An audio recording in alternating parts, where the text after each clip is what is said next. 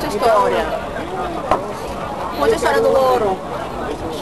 Carlos, olha quanta coisa aí. Fala, Carlos, a história do louro. Você ficou constrangido por causa do garçom, mas tudo bem, vá.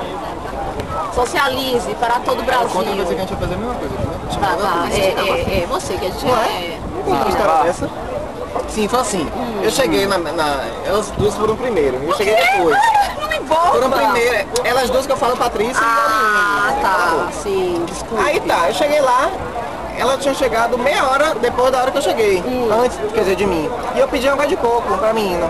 E elas tinham pedido já uma cerveja, não foi, Aline? Antes da minha água de coco, e nada de trazer cerveja. E ela já tinha tomado uma, não foi, Aline? Que era até 3h40 a cerveja lá.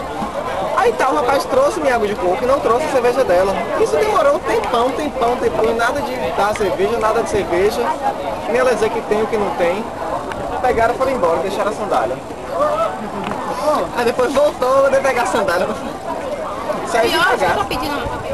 Eu menino pra cá já Mas é assim mesmo, a dá barraca é boa, mas o porque só dá atendimento atenção é pra quem muita tá pedindo gente, muita tem coisa. pouca gente pra atender. Aí eu não vi ela foi embora pro outro barraco. Sim. Mas é verdade, hoje que eu tô chamando ele pra trazer a conta, ele não trouxe. Aí tu saiu um de cada Eu vez. fiquei Não, uns você 30 não minutos Nem esperando. eles viram isso aí, não precisa ver como está o atendimento. Você vê, uns Mas 30 tava cheio, não foi? Lotado. Lá não é vazio, é lotado.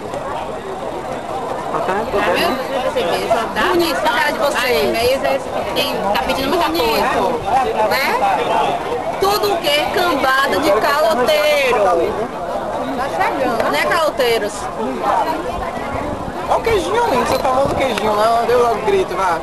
Queijinho, Olha que queijinho. Na boca de si. Só tem pobre nessa Na boca de filmagem, si. viu?